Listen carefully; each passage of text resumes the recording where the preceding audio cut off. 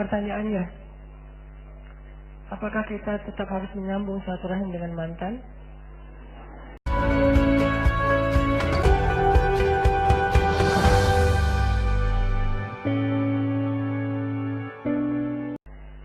Man kana yu'minu billahi wal yaumil akhir falyusil rahimah.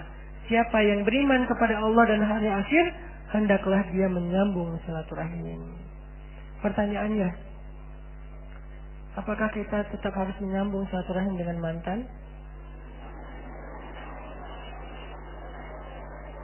Karena zaman modern sekarang pasti ada cerita-cerita SMA lah, kuliah segala macam. Perlu nggak nyambung silaturahim? Nggak perlu. Jangan balikan lagi. Jangan tiba-tiba nge-like lagi postingan dia. Jangan tiba-tiba komunikasi lagi diam-diam. Kenapa? Karena walaupun niat kita pengen silaturahim, tapi niat baik kita itu ditunggangi oleh syaitan dengan waswasus syaitan. Dia ingin memunculkan lagi fitnah dalam urusan hidup kita. Bisa jadi fitnahnya munculin lagi perasaan yang nggak boleh ada di hati kita untuk orang itu. Bisa jadi memunculkan konflik di dalam rumah tangga kita. Kenapa saya bilang nggak boleh? Sampai Nabi aja membolehkan kita berbohong untuk bab ini. 3 bohong yang dibolehkan ya. Pada dasarnya dusta itu haram kecuali 3 kondisi. Berdusta dalam perang. Taktik perang itu nggak boleh jujur. Kita mau perangnya nanti strateginya gini, nggak boleh. Dan yang namanya perang itu nggak boleh jujur. Harus pakai taktik.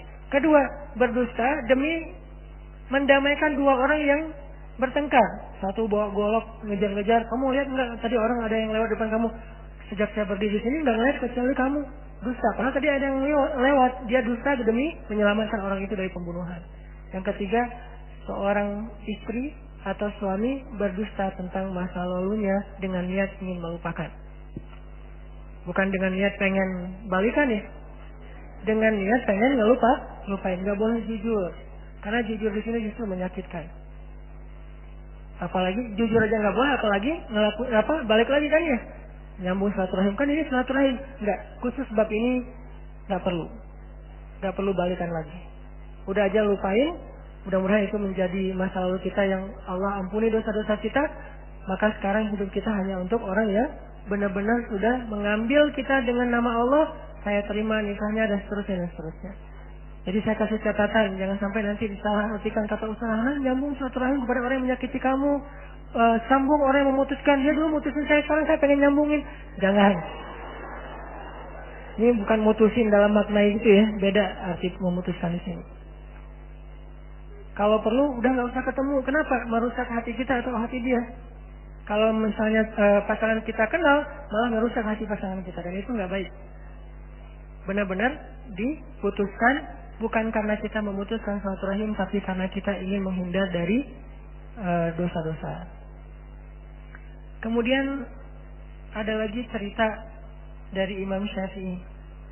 Ini akhlak Imam Syafi'i. Imam Syafi'i juga di masa hidupnya tuh banyak haters. Setelah Imam Syafi'i juga ada haters. Jadi followers Imam Syafi'i itu bukan cuman karena pengen belajar kepada beliau, haters beda mazhab. Imam Syafi'i ditahzir, Imam Syafi'i dibid'ah-bid'ahin, Imam Syafi'i dibilang ngada-ngada, Imam Syafi'i dibilang nggak punya dalil, hadisnya baik segala macam. Pokoknya begitu Imam Syafi'i posting satu nasihat 1 minute booster, banyak hatersnya.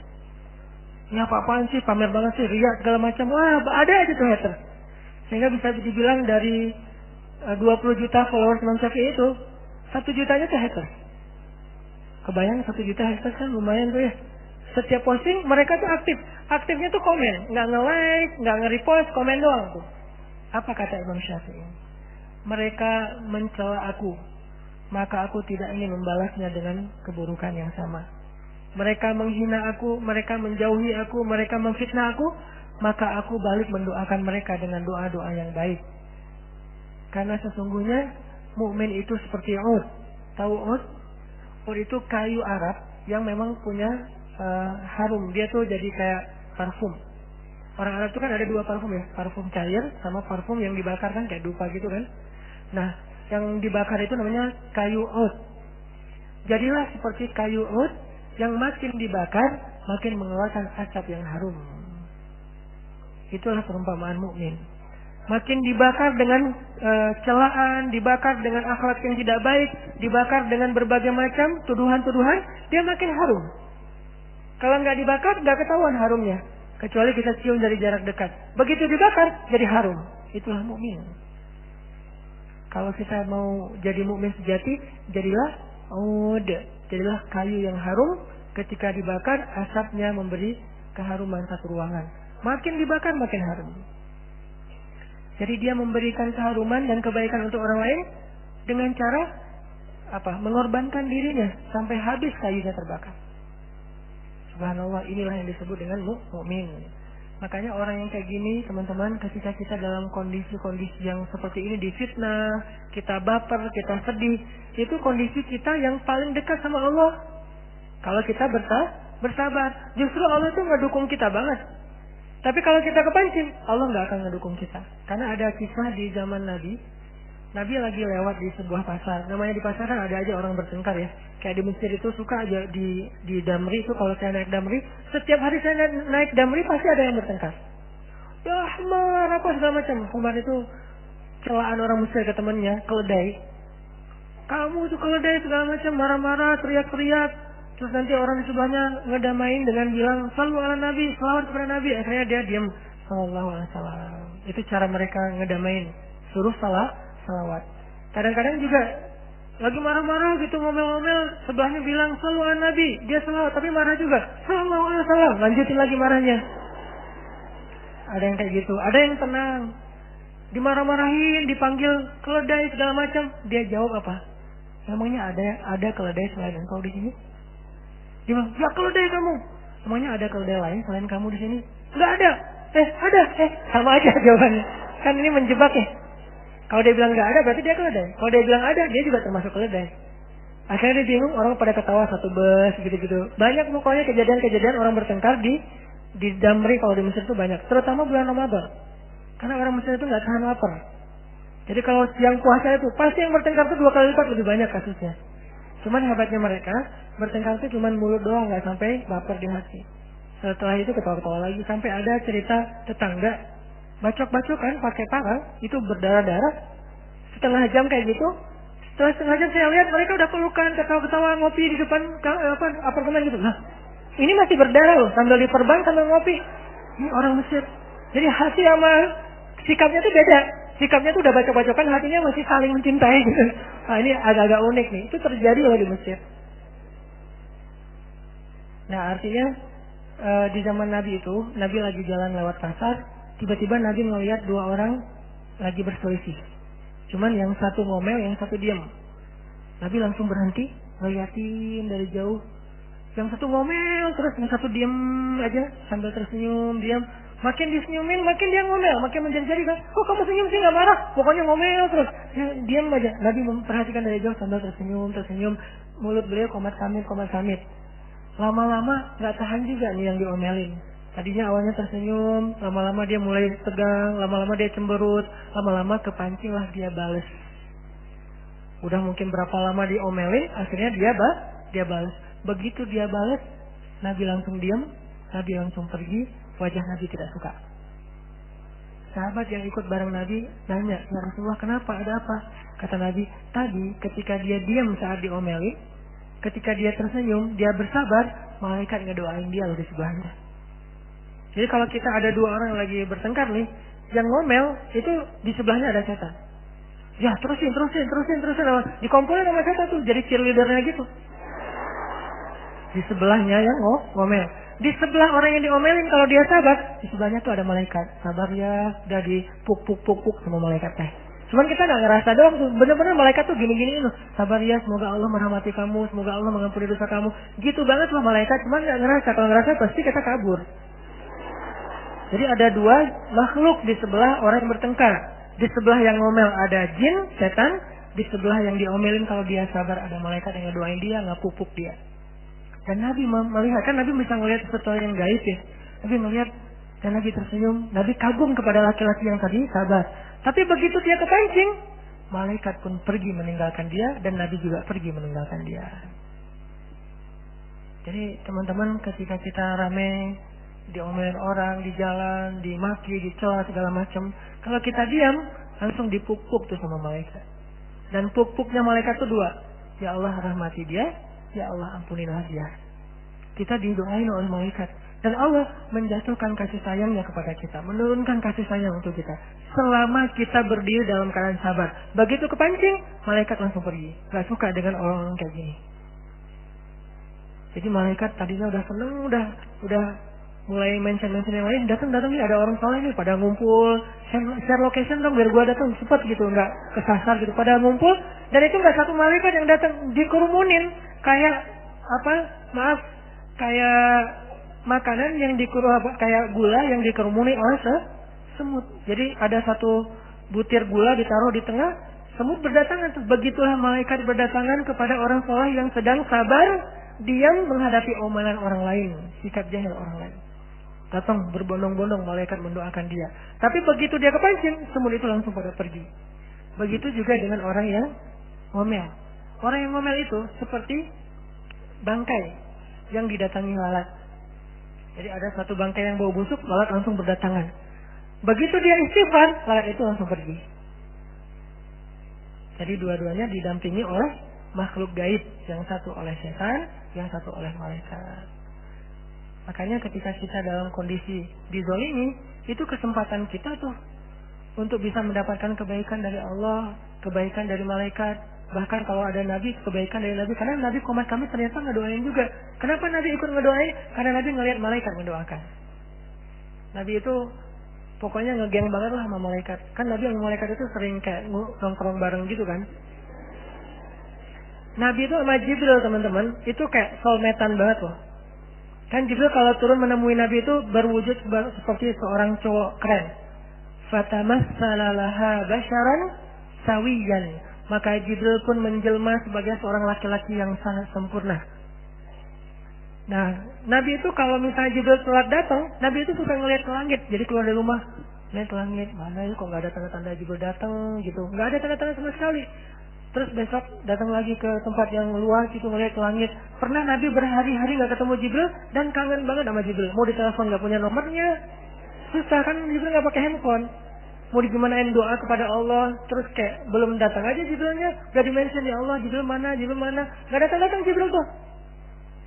Setiap hari Nabi ngeliat ke langit, nggak ada Jibril, ngeliat ke langit nggak ada Jibril, berharap sekali ngeliat tuh ada Jibril, nggak langsung dipanggil, nggak ada sama sekali. Berhari-hari setelah lama nggak ketemu Jibril, Nabi udah sedih banget, teman ngopi Nabi banget nih Jibril. Tiba-tiba datang Jibril, Nabi nanya, Jibril kemana aja, kangen tahu kalau bahasa kita ya. Jibril kemana aja? Akhirnya kata Jibril turunlah ayat di surat Maryam. Wa ma natanazzalu illa bi amri rabbik. Ya Muhammad, saya juga kangen. Tapi sifat malaikat tidak melakukan sesuatu kecuali perintah Allah. Gimana pun Jibril kangen kepada Nabi, Allah nggak nyuruh beliau turun, maka dia tidak turun. Jadi sama-sama kangen nih. Yang di langit kangenin yang di bumi juga kangen kepada yang di langit. Tapi kedua-duanya tidak bisa ketemu karena belum ada perintah Allah SWT. Wa ma natanazzalu illa bi amri rabbik. Kami tidak turun kecuali dengan perintah Allah ya Rasulullah. Walaupun kangen sebetulnya. Jibril ada emosi? Ada. Suka benci ada di hati Jibril. Cuman suka dan benci Jibril itu sesuai dengan kehendak Allah. Taat. Jadi teman-teman kalau kita misalnya lagi digituin, berarti kita ada kesempatan nih didampingin malaikat. Diam aja, jangan kepancing. Begitu kepancing, berarti kita harus langsung berimajinasi, oh aduh malaikat pergi nih. Ini kondisi kita memaafkan. Apalagi kalau kita udah maafin, lebih banyak lagi malaikat yang mendatangin kita. Langsung jadi selebgram langit tuh. Para malaikat langsung pada nge-repost, langsung pada ngomongin, kemarin tuh ada hamba Allah yang luar biasa loh. Dia itu dizolimi tapi maafin. Sehingga para malaikat tuh jadi kayak tiba-tiba kita jadi terkenal di antara para malaikat. Siapa namanya? Dimension satu dengan yang lain. Sehingga lama-lama ketika nanti ketemu di akhirat, oh ini orangnya minta tangan apa foto. Kenapa? Udah terkenal duluan di bumi. Itu terjadi teman-teman di langit. Bukan sekaku di langit itu hening-hening aja, nggak ada kejadian apa-apa. Enggak. Di langit itu lebih heboh daripada di bumi. Kalau di bumi aja ada gosip, trending topik, segala macam. Di langit lebih dari itu.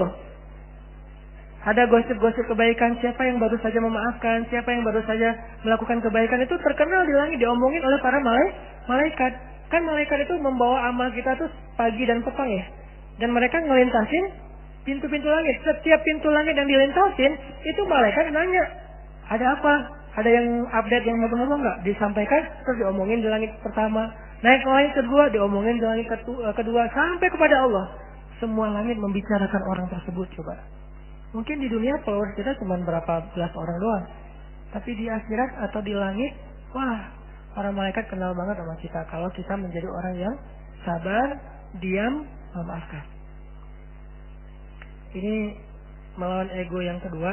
Dan yang ketiga, melawan ego untuk menerima nasihat. Karena salah satu yang menyebabkan kita menolak nasihat itu adalah ego. Merasa gengsi. Seolah-olah kalau dinasihatin itu kita jadi hina. Padahal nasihat itu kemuliaan. Jadi nggak mungkin kemuliaan itu diberikan kepada kita, lantas kita jadi hina. Nggak mungkin. Ini mindset yang sangat keliru.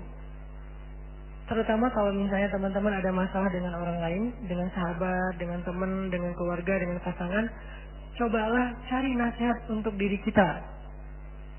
Jangan cari nasihat untuk dia. Jadi kalau misalnya kita lagi ada masalah dengan teman, nasihati diri kita sendiri. Googling hadis-hadis untuk kita, jangan untuk dia. Kayak suami istri nih, lagi bertengkar. Istrinya sebel sama suaminya. Jangan cari hadis-hadis untuk suami. Googling suami yang penyabar.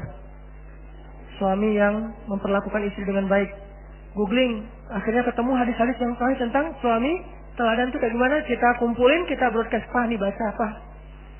Enggak kayak gitu cara kita melawan ego. Kalau kayak gitu kita makin ego. Justru yang harus kita cari istri yang taat, istri yang soleha, istri yang apa kayak gitu-gitu. Nyari dari hadis-hadis Nabi untuk menasihati diri kita. Jangan mencari hadis untuk menasihati orang lain. Itu nggak bisa melawan ego. Yang banyak terjadi kayak misalnya suami istri ini berlarut-larut punya masalah. Cuman selesai masalah lagi, selesai masalah lagi. Suatu saat bikin kayak pengajian keluarga gitu, undang ustadz. Saya dulu sering digituin, undang ustadz. Pas sebelum undang, yang undang istrinya, karena ini ustadz yang dikenali sama istrinya. Ustadz, boleh request tema enggak? Apa bu? Ini tentang suami gimana ya biar lebih sabar. Jadi dia minta tema untuk suaminya, bukan minta tema untuk dirinya. Ini yang paling sering terjadi. Suami juga gitu. Japri malam-malam, ustadz, besok boleh minta sedikit tambahan materi. Apa pak? Buat istri gimana ya biar istri itu mau nurut kepada suami. Ya. Akhirnya dua-dua saling meminta nasihat untuk orang lain. Nggak akan selesai masalah kalau kayak gini. Tapi kalau kayak gitu, kita doang yang memperbaiki diri, dia enggak. Biar Allah yang memperbaiki dia. Kita perbaiki diri kita, Allah yang akan memperbaiki dia. Karena Allah nggak mungkin membiarkan kita melakukan kebaikan, sia-sia nggak mungkin. Begitu kita memperbaiki diri, berarti kan kita naik level nih. Allah akan memperbaiki dia supaya selevel sama kita. Begitu kita memperbaiki dia dan dia nggak bisa terima, kita turun level dan Allah turunkan level dia dengan penolakan dia dan marah dan tersinggung ketika dinasihati oleh kita. Makin sama-sama downgrade, nggak di-upgrade. Yang terjadi salah satu yang menyebabkan orang-orang kafir Quraisy dulu tuh nggak beriman, itu bukan karena nggak paham kalau Islam itu benar teman-teman, tapi karena ego. Kayak Abu Jahal. Ternyata ya, Abu Jahal itu pernah nggak sengaja lewat rumah Nabi di Mekah, terus ngedengerin Nabi lagi baca Quran. Jadi Abu Jahal lewat, Nabi lagi ngaji. Bismillahirrahmanirrahim. Ya ayyuhal muzammil. Nabi lagi ngaji, Abu Jahal lewat. Suara siapa tuh? Bacaan apa tuh? Kok enak didengar? Lagi siapa yang lagi perform? Oh enak nih. Akhirnya Abu Jahal duduk di sebelah rumah Nabi, ngedengerin Nabi ngaji. Di sebelah rumah Nabi yang lain kan ada dua gang gitu. Gang yang satu lagi ada sobatnya Abu Jahal, gengnya Abu Jahal banget, namanya Ahmad. Lagi lewat juga tuh malam, dengerin Nabi ngaji, duduk juga tuh. Dan mereka tuh nggak bisa ngelangkah karena terkesima dengan ayat-ayat yang dibaca oleh Nabi Muhammad SAW. Duduk berdua, tapi saling nggak tahu. Yang satu di pojok A, yang satu di pojok satu lagi. Duduk dengerin. Nabi kan kalau ngaji nggak pernah sebentar ya. Dan nggak pernah ngaji di aplikasi handphone kepotong sama WA terus akhirnya chat dulu ngaji lagi. Kan itu mah kita banget lah ya. Makanya salah satu ujian pakai aplikasi di handphone tuh ngajinya nggak khusyuk. Tadi niatnya 1 juz nih malam ini, akhirnya cuma 1 lembar, sisanya chat yang 1 juz. Kalau ngajinya Quran, insya Allah nggak akan tergoda. Nah, Nabi itu kalau ngaji itu 1 juz, 2 juz lama. Dan walaupun Nabi ngajinya lama, Akhnas dan Abu Jahal nggak beranjak sama sekali dari tempat duduk mereka. Dengerin sampai tengah malam. Pas Nabi udah Sadaqallahul Azim, mereka baru pergi. Pas pergi di perempatan jalan ketemu Akhnas dari mana? Enggak dari mana? Abu Jahal dari mana? Enggak. Dari Muhammad ya. Dah jangan bilang ke siapa ya, malu tahu gitu. Akhirnya pulang aja. Oke, diam-diaman. Besok ternyata mereka tuh hatinya terpanggil. Abu Jahal, mudah-mudahan malam ini Muhammad baca syair-syair itu lagi, gue pengen dengar, asik soalnya. Datang aja Abu Jahal ke rumah Muhammad. Kalau sekarang sengaja, kalau tadi nggak sengaja, sekarang sengaja duduk di pojok yang semalam dengerin. Kok Muhammad belum ngaji aja? Pas ngaji mulai lagi, ini mulai nih performnya nih, mudah-mudahan lama nih, 1 album gitu kan, dengerin. Pas dibaca apa nih Muhammad tuh Abu Jahal gini-gini. Terus kayak ikut nyanyi gitu, apa kayak cosplay konser gitu kan, ikut nyanyi bareng gitu kan. Ini ikut nyanyi juga, ikut bacain juga syair-syair. Ini bagus banget nih syairnya, luar biasa. Akhnas juga terpanggil hatinya, duduk di pojok yang semalam.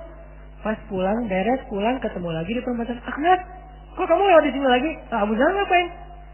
Akhnas, ya, bagus juga ya syair-syairnya. Ya gimana dong, kita beriman aja? Jangan, kata Abu Jahal. Kenapa?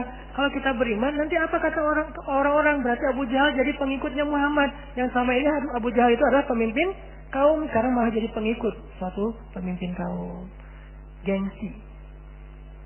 Itu yang menyebabkan Abu Jahal tidak beriman. Bukan dia nggak ngerti, dia ngerti banget kebenaran Islam. Buktinya dalam kesempatan yang lain pernah lagi tuh Abu Jahal terkesima dengan bacaan Nabi di surat An-Najm. Nabi lagi sholat depan Ka'bah, Allahu Akbar, terus baca. Waktu itu sholat boleh jahar walaupun siang. Wan najmi idza hawa ma dhalla sahibukum wa ma ghawa. Abu Jahal mendengar Nabi ngaji langsung duduk di depan Ka'bah. Terus orang-orang dengar Nabi ngaji, semuanya pada duduk sehingga Ka'bah waktu itu tuh kayak sekarang dipenuhi oleh orang-orang yang mendengar tilawah Nabi Muhammad SAW. Penuh. Semuanya pada dengerin Nabi sholat sambil baca keras. Kemudian setelah selesai surat An-Najm dibaca dan mereka terkesima banget, akhir dari surat An-Najm itu kan ayat sajadah ya, sujud tilawah. Nabi setelah selesai membaca surat An-Najm, sujud. Lalu serentak semua yang mendengar itu ikut sujud, termasuk Abu Jahal, bayangin. Saking terkesimanya, wasjud, Allah suruh sujud, maka semuanya ikut sujud. Termasuk Abu Jahal sujud, seluruh Mekah sujud. Lewatlah musafir. Musafir lewat melihat kota Mekah semuanya sujud. Mereka beranggapan ternyata Mekah semuanya sudah beriman kepada Muhammad. Berangkatlah musafir ini ke Habasyah, kasih tahu ke Ja'far kalau orang Mekah semuanya sudah beriman. Karena itulah kemudian Utsman pulang lagi ke Mekah. Utsman bin Affan. Lalu Nabi sujud lama, mereka sujud lama. Nabi bangkit dari sujud, Allahu Akbar, ruku, tahiyat, assalamualaikum, mereka masih sujud. Bayangin, Nabi bangkit dari sujud, Nabi ruku, Nabi sujud, Nabi tahiyat, mereka masih sujud. Satu Mekah. Begitu selesai Nabi tahiyat, melihat pada sujud, tahiyat lagi sujud, Nabi bertakbir, Allahu Akbar, apakah kalian sudah beriman? Baru sadar mereka, bangkitlah Abu Jahal dari ketidaksadarannya. Tidak, saya disihir, pergi Abu Jahal. Lihat, artinya dia tuh udah tahu kebenaran Islam. Kenapa nggak mau ngakui? Gengsi.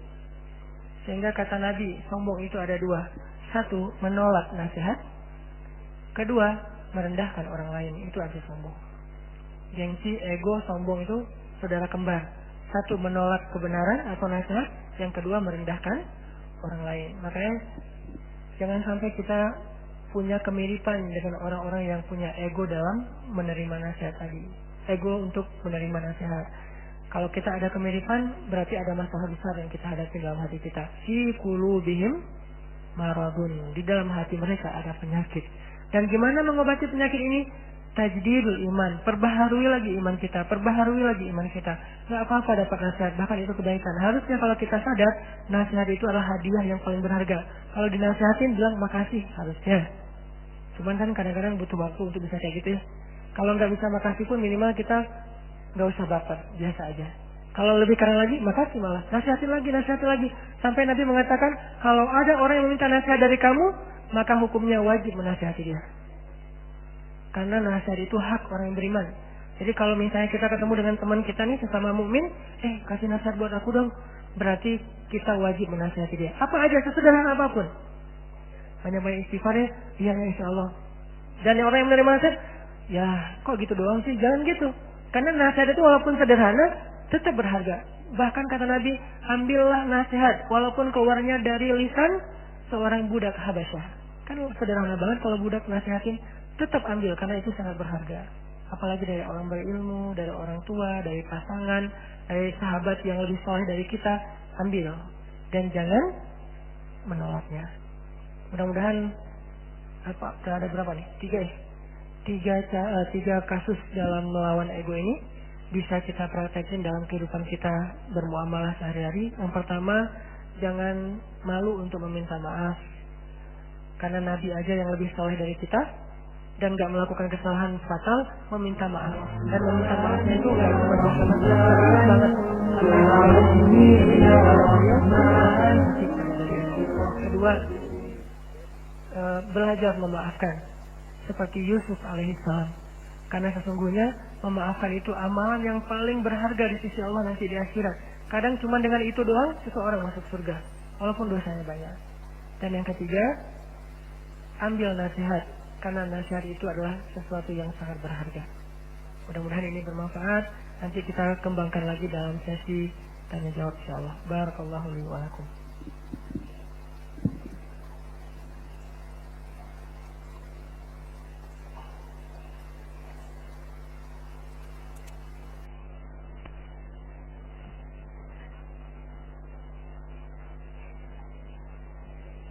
Alhamdulillah, jazakallah khair Ustaz. Ini ada beberapa pertanyaan dari jamaah yang sudah kita seleksi. Mau Ustaz yang bacakan atau saya yang bacakan? Pertanyaan pertama, Ustaz, bagaimana jika di dalam taklim atau komunitas mengendalikan keegoan anggotanya yang ingin tampil atau ingin eksis sebagai keadaan taklim atau sehingga keadaan taklim atau komunitas tidak nyaman dan tidak menyenangkan lagi atau sulit untuk memberi nasihat juga.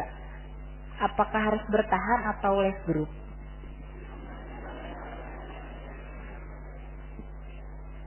Les group itu jangan karena sakit hati. Les group itu jangan karena baper, tapi les group itu karena gampang lobet. Karena kuotanya terbatas. Kalau alasannya jujur itu boleh. Tapi kalau baper, sakit hati segala macam, kayaknya ini alasan yang kurang berpahala. Malah cenderung jadi kita kayak memutuskan silaturahim dan nggak siap dengan kekurangan orang lain. Dan Nabi bilang apa teman-teman? Al-mu'minul ladzi yukhalitun nas wa yasbir ala adahum khairun minal mu'minil ladzi lam yukhalitin nas wa lam yasbir ala adahum. Mukmin yang bergaul dengan banyak orang dan bersabar atas gangguan mereka lebih baik daripada mukmin yang tidak mau bergaul dengan siapapun dan tidak sabar atas gangguan mereka. Dua-duanya mukmin nih. Cuman yang bergaul dan sabar itu lebih utama daripada yang tidak mau bergaul karena nggak sabar. Karena ketika kita bergaul dengan orang pasti akan banyak masalah-masalah yang nggak nyaman di hati kita tuh pasti ada aja tuh. Kenapa? Karena kita berorganisasi, berjamaah, berkomunitas dengan manusia, bukan dengan malaikat. Kita ini kumpulan manusia, bukan kumpulan malaikat. Kumpulan malaikat aja ada perbedaan pendapat. Pernah malaikat beda pendapat? Pernah dengar ceritanya? Malaikat beda pendapat? Pernah, cuman kita nggak ngeh. Cerita ketika ada seorang pembunuh yang membunuh 100 orang, terus dia meninggal di tengah jalan, datang 2 malaikat beda pendapat kan? Yang satu bilang, dia nih neraka nih. Kata yang kedua, enggak, dia nih surga. Kan dia udah tobat, tapi dia belum beramal. Tapi kan udah tobat, berbeda pendapat. Malaikat coba, beda pendapat. Nabi berbeda pendapat. Pernah 2 nabi, dua-duanya beda pendapat. Siapa? Anak dan ayah lagi, Sulaiman dengan Daud. Dua-duanya nabi, dua-duanya satu keluarga, ayah dengan anak, tapi berbeda pendapat.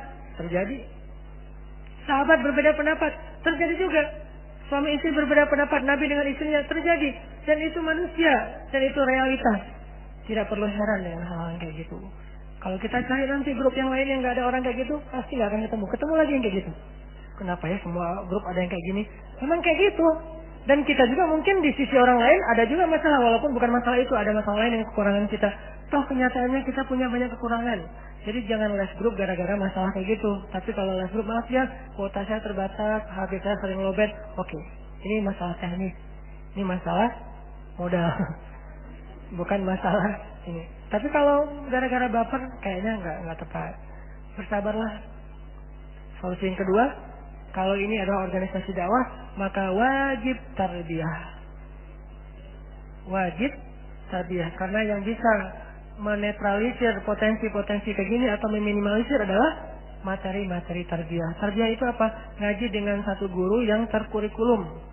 Dan kurikulum untuk masalah gini ada di dalam materi tazkiyatun nufus. Dan itu penting banget, tazkiyatun nufus, membersihkan jiwa. Karena kalau kita nggak belajar membersihkan jiwa, ketemu orang lain yang ada adalah masalah baru.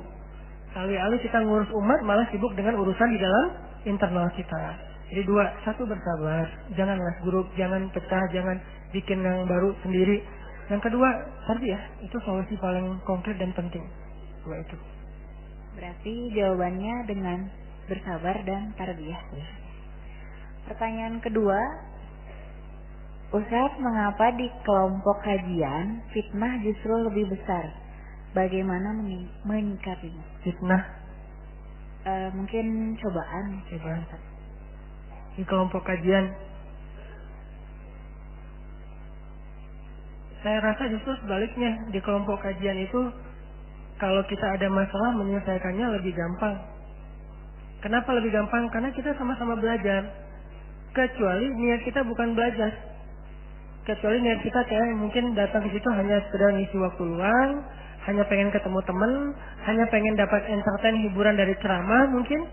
Tapi kalau niat kita benar-benar pengen belajar, saya yakin akan mudah sekali menyelesaikan masalah kayak gitu. Terjadi, ya. Nggak usah di zaman kita. Di zaman terbaik para sahabat aja terjadi. Sahabat-sahabat senior rame, banyak kasusnya. Cuman tetap bisa diselesaikan. Saya nggak percaya kalau di kelompok kajian itu justru masalahnya lebih berat daripada di tempat kita reunian. Kayaknya enggak deh. Karena di kajian kan tadi kita sama-sama belajar Islam ya. Kalau reuni mungkin kita lagi datang dengan ada yang nunjukin status, ada yang datang dengan memperlihatkan, memamerkan kekayaannya, ngomongin tentang karir, itu kayaknya lebih gampang deh untuk bisa bikin kita baper. Tapi kalau kajian yang diomongin apa? Ayat, hadis, nasihat, iman, akhirat, mau kelas dari mana? Kecuali datang ke kajian yang diomongin materi reuni. Jadi forumnya kajian, kontennya reuni beda. Tapi kalau forumnya kajian, kontennya kajian, insya Allah nggak akan sampai terlalu berat lah. Sehingga kita coba jaga adab-adab. Nah ini solusinya adalah jagalah adab-adab majelis ilmu. Belajar nanti ada majelis ilmu itu apa aja, sampai masalah yang sepele kayak misalnya kalau kita datang ke majelis ilmu, kalau bisa, terutama buat kalau misalnya kita nggak campur laki dan perempuan, berwudu, kemudian sholat sunnah 2 rakaat, kemudian pakai parfum, kemudian kalau misalnya laki-laki nih ya pakai parfum dan saling membagi-bagi parfum gitu. Kenapa? Karena majelis ilmu itu taman-taman surga dan disunnahkan wangi khusus buat laki-laki. Kalau perempuan nanti beda-beda lagi nanti mazhabnya. Yang jelas adabnya sampai segitu. Belum lagi nanti dengarkan kajian itu dengan niat bahwa saya ingin memperbaiki diri, bukan mendengar kajian dengan niat untuk mendapatkan satu dalil baru menjudge saudara kita. Nah bener kan nih kata Ustaz nih, persis kayak kemarin yang saya pernah ngalamin. Bukan, untuk diri sendiri. Jangan dapat ilmu buat orang lain, tapi carilah ilmu buat diri kita sendiri. Kalaupun masih terjadi juga, itu hal yang sangat wajar, biasa. Sampai di zaman Utsman bin Affan itu kalau mau masuk ke pengajian, istighfar. Kenapa? Karena kalau kita nggak istighfar, ilmu itu susah masuk ke dalam hati kita. Dalam Islam mencari ilmu itu bukan dengan menghafal. Cari ilmu itu dengan meyakini, beriman. Dan caranya kita harus membersihkan diri dulu dari dosa-dosa. Sampai ada kasus saya pernah cerita mungkin, Utsman lagi bikin taklim di masjid. Tiba-tiba datang seorang murid dari luar masjid, nggak sengaja laki-laki ini pas dia mau masuk masjid ngelihat aurat seorang perempuan yang rambutnya kelihatan gara-gara jilbabnya kesingkap angin. Dia ngelihat, kan sekilas nih. Akhirnya dia ngerasa itu bukan dosa dan nggak beristighfar, masuk aja ke dalam masjid duduk. Begitu dia baru duduk, Utsman yang lagi ceramah ngomong, kenapa ada yang datang ke dalam majelis kita, sedangkan di matanya masih ada bekas dosa. Utsman tahu, padahal Utsman tadi nggak ngelihat, nggak ngalamin. Orang ini kaget, ya Amirul Mukminin, wahai Utsman, bagaimana Anda tahu apa yang saya alami di luar masjid? Memangnya sudah turun wahyu kepada engkau setelah Rasulullah? Apa kata-kata Utsman? Ittaqu farasatal mu'min. Hati-hatilah dengan firasat orang yang beriman. Farasah bahasa Arab, jadi bahasa Indonesia firasat. Orang beriman yang hatinya bening itu punya kepekaan yang luar biasa. Makanya kadang-kadang saya kalau di Mesir dulu tuh ketemu dengan ulama agak-agak khawatir, ketahuan dosa-dosanya. Duh, ntar dia sebutin dosa saya gimana nih? Ya udah nggak jadi ke ulama gitu ya. Karena orang beriman itu peka, tahu banget. Kalau teman-teman baca sejarah pernikahannya Abdullah dengan Aminah, bapak dan ibunya Rasulullah, itu luar biasa loh. Jadi Abdullah waktu itu, kan Abdullah itu salah satu anak muda favorit di kota Mekah ya. Abdullah lagi jalan bersama ayahnya, pengen ngelamar Aminah. Di tengah jalan dicegat sama seorang perempuan. Perempuan ini sangat tinggi ilmunya. Saudarinya Warokoh. Warokoh itu adalah sepupunya Khadijah. Keluarga besar Warokoh ini semuanya orang-orang yang berilmu. Perempuan ini mencegat Abdullah dan mengatakan, ya Abdullah, nikahi aku, maka akan aku berikan untukmu 100 onta. Karena Abdullah dulu pernah disembelih pernah mau disembelih dan gantinya 100 onta. Ya Abdullah, nikahi aku, kata cewek ini, maka akan aku berikan untukmu 100 onta. Kata Abdullah, saya ikut dengan ayah saya. Terserah keputusan ayah saya. Akhirnya dipegang tangan Abdullah oleh ayahnya, langsung dibawa Abdul Muthalib. Perempuan ini artinya ditolak oleh Abdullah. Dia diam. Datanglah ke rumah Aminah. Menikah, setelah selesai melamar, Abdullah pulang. Pas pulang, ketemu lagi dengan cewek ini, tapi nggak dicegat, ketemu di jalan. Abdullah nanya, wahai perempuan, kenapa kamu nggak ngomong lagi ke saya seperti tadi? Kata perempuan itu, tadi ketika kamu sebelum datang ke rumah Aminah, saya melihat cahaya di jidatmu, cahaya kenabian. Lalu ketika kamu sudah melamar Aminah, cahaya itu sudah pindah kepada Aminah. Maka saya tidak perlu lagi untuk meminta engkau menjadi suami saya karena cahayanya sudah pindah kepada Aminah. Berarti perempuan ini tadi meminta Abdullah menikahi dia. Kenapa? Karena ingin mendapatkan cahaya yang ada di jidatnya Abdullah. Dari mana dia melihat cahaya itu? Farasah, firasat. Di mana seseorang punya firasat yang luar biasa? Karena kebeningan hatinya. Begitu juga dalam ilmu. Kita akan mengerti sesuatu yang sangat tersimpan dalam satu teori ilmu, itu bukan dengan menghafal, bukan dengan menalar, tapi dengan istighfar. Begitu kita duduk dalam majelis ilmu, astagfirullah, kita akan mengerti lebih daripada orang lain yang sama-sama mendengar. Itu beda banget loh. Sehingga dalam majelis ilmu, kalau kita justru menambah dosa, pasti ilmu itu tidak akan jadi apa-apa buat kita. Ini rahasia mencari ilmu dalam konsep Islam. Ya, bagaimana cara memaafkan seorang ayah yang menelantarkan anaknya dari kecil dan baru hadir kembali ketika anak sudah dewasa? Nggak gampang pastinya. Kalau kita rasain, pasti nggak akan mudah hilang rasa itu di hatinya. Toh Nabi SAW juga butuh waktu kan untuk melakukan itu. Ketika Nabi bertemu dengan pembunuh Hamzah, Wahsy. Ketika Nabi membebaskan kota Mekah, lalu Wahsy datang menghadap Nabi pengen masuk Islam. Nabi melihat Wahsy langsung teringat dengan wajah Hamzah. Melihat Wahsy langsung teringat dengan adegan ketika Wahsy melemparkan tombak tepat di jantungnya Hamzah. Dan Hamzah itu buat Nabi udah seperti ayah, udah seperti sahabat, udah seperti orang dekat banget. Walaupun Hamzah itu hanya berstatus paman buat Nabi, tapi lebih dari ayah.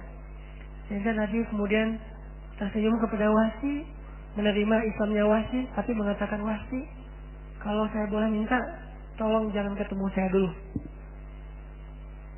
Jagalah jarak kamu dengan saya. Saya nggak bisa ketemu kamu. Bukan Nabi masih marah kepada Wahsy, bukan. Bukan Nabi masih dendam kepada Wahsy, bukan. Secara fitrah manusia, perasaan beliau secara manusia biasa, beliau tuh kalau melihat Wahsy selalu teringat Hamzah. Kadang ada cerita-cerita masa lalu kita, mungkin ayah pernah menyakiti ibu di depan kita, dan adegan itu nggak bisa kita lupain. Sehingga ketika ayahnya sudah berubah, kadang-kadang muncul lagi adegan itu. Kita tetap harus berusaha untuk melupakan, berusaha untuk bisa menetralisir perasaan, tapi itu kadang-kadang di luar kemampuan kita muncul. Maka yang kita lakukan adalah apa? Maafkan itu adalah kewajiban kita. Menyambung silaturahim itu adalah kewajiban kita. Sedangkan perasaan yang tidak mampu kita kendalikan, la yukallifullahu nafsan illa wus'aha. Allah tidak membebani kita kecuali sebatas kemampuan kita. Ada perasaan yang nggak sanggup kita lupain sekaligus, tapi kita harus terus berusaha. Cuman nggak bisa sekaligus. Karena setelah beberapa saat akhirnya Nabi menerima Wahsy. Tapi butuh waktu. Kadang kayak gitu juga. Saya nggak ngomong ideal terus perfeksionis, instan, enggak. Segala sesuatu itu butuh proses. Cuman ada orang yang mau menjalankan proses itu dan berusaha. Ada orang yang pasrah aja dan pasif nggak mau menjalankan proses. Kalau yang sudah menjalankan proses, walaupun dia butuh waktu, Allah mengatakan la yukallifullahu nafsan illa wus'aha. Tapi kalau yang pasif, pasrah, nggak mau ngejalanin proses, berarti dia zalim terhadap dirinya dan orang lain. Tergantung nih. Kita udah berusaha dulu memaafkan, menyambung silaturahim. Kalau ada perasaan nggak nyaman, kita coba. Mungkin nggak bisa langsung tersenyum, tapi prosesnya kita jalanin. Karena kasus ini udah kasus yang sangat berat. Beda dengan kasus sehari-hari, mungkin beda pendapat, cuman salah ngomong. Itu mah prosesnya saya kira nggak perlu lama-lama ya. Tapi kalau yang kayak gini nih, kasus pembunuhan, kasus kezaliman, kasus ditelantarkan, ya butuh waktu lah. Tapi tetap berusaha, jangan diam aja. Pertanyaan keempat, Ustadz katanya tidak boleh membedakan warna kulit, keturunan, jabatan, dan lain-lain. Tapi mengapa pada kenyataannya hal ini justru yang semakin kencang di kalangan muslim? Apakah memutus silaturahim jika meninggalkan teman-teman seperti ini? Ini fitnah, nggak ada yang kayak gini. Jangan sampai kita termakan fitnah bahwa Islam itu makin taat, makin rasis, makin taat, makin radikal, makin taat, makin belajar Islam, makin benci kepada beda agama. Nggak ada itu. Realitasnya nggak kayak gitu. Itu pemberitaan, bukan realitas. Coba lihat deh realitasnya. Yang terjadi justru sebaliknya. Kalau ada yang kayak gitu, itu bukan ajaran Islam, itu ketidakfahaman orang tersebut, oknum. Sehingga jangan sampai kita jadi pundung belajar Islam karena takut jadi kayak dia. Pasti dia masih puber. Puber hijrah, puber hadis. Kadang-kadang orang lagi puber kan ekspresinya macam-macam ya. Jangan dia yang dilihat, tapi lihat yang udah mateng. Kalau ngelihat yang masih puber, pasti nggak akan nyaman. Namanya orang lagi mencari orbitnya pasti beda-beda. Tapi kalau ngelihat yang udah mateng, insya Allah nggak akan kayak gitu. Justru sebaliknya. Saya justru ngelihat orang setelah makin paham agama, justru rasa kasih sayangnya lebih besar dan emosinya harus lebih ketahan. Mungkin kalau kita nggak yakin sama pembalasan akhirat, kita udah ngezalimin orang lain. Kenapa kita nahan diri dari menzalimi orang lain, ngatain orang lain dan seterusnya? Karena kita yakin ada pembalasan nanti di akhirat. Itu menurut saya hanya fitnah aja dan hanya isu doang, nggak ada yang kayak gitu. Walaupun ada satu dua lebih kepada oknumnya dan jangan mengeneralisir. Karena masih banyak di luar sana orang-orang yang makin belajar Islam makin rahim, makin kasih sayangnya makin luas. Masih banyak di sana kelompok-kelompok kaum muslimin, bisa dia ormas, bisa dia organisasi DKM atau apapun lah, MT, yang makin belajar Islam tuh dia makin banyak manfaatnya. Dulu dia hidup buat dirinya sendiri, sekarang setelah dia hijrah, dia hidup untuk menolong orang lain. Itu banyak banget kasusnya. Jadi jangan sampai nilai setitik ya membuat semuanya jadi rusak satu belakang. Jangan. Pertanyaan terakhir, Ustaz, saya istri sudah menikah 2 kali. Suami pertama KDRT, kemudian kami pisah. Yang kedua sangat baik, tapi kurang paham agama. Saya tidak bisa mengajak untuk kekajian, tapi dia juga tidak pernah melarang. Harus bertahan atau bagaimana, Ustaz? Bertahan dong. Emang dia bisa jamin yang ketiga lebih baik? Bertahan, bersabar, itu masih Masya Allah, dikasih suami yang udah baik, udah perhatian, hanya masalah mungkin belum ada rasa tertarik untuk dengar taklim. Atau mungkin dia diam-diam sebetulnya dengar lewat streaming kali. Karena ada teman saya ya, dia tuh diajak ikut taklim tuh susah banget, nggak mau datang, mungkin karena gengsi tadi. Tapi suatu saat pas kajian kita kan pakai streaming, live streaming gitu. Streamingnya keganggu, dia ngajapin ke teman saya, itu streamingnya kenapa keganggu? Ketahuan ternyata dia streaming selama ini. Jadi ada orang yang kayak gitu, jadi nggak usah dijudge dulu bahwa dia itu nggak mau belajar. Mungkin cara dia belajar beda sama kita.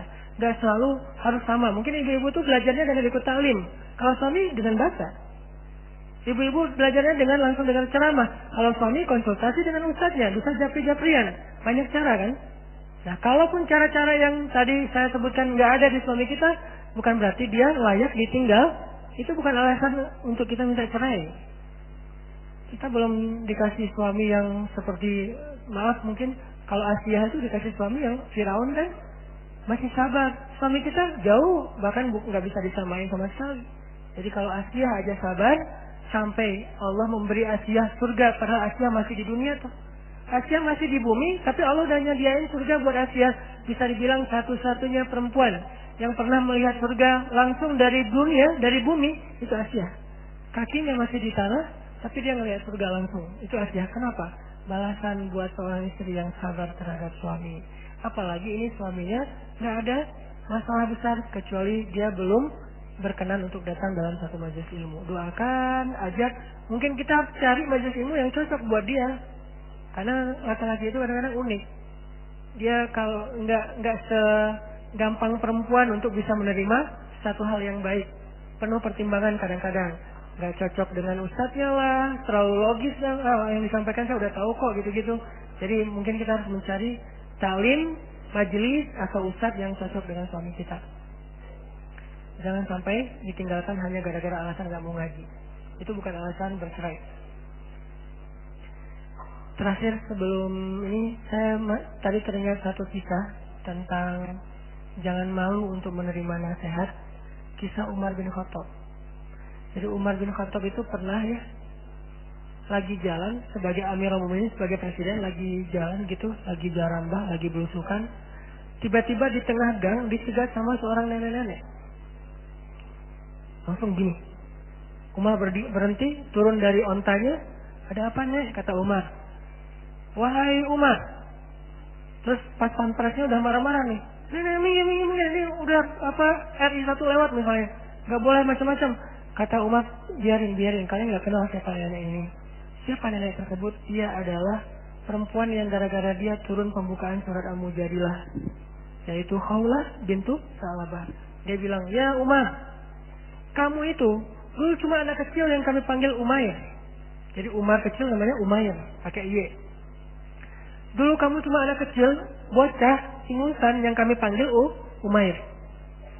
Lalu Allah Subhanahu Wa Taala memberi kamu badan yang bagus, fisik yang kuat, sehingga kamu dikenal dengan panggilan Umar, orang yang gagah.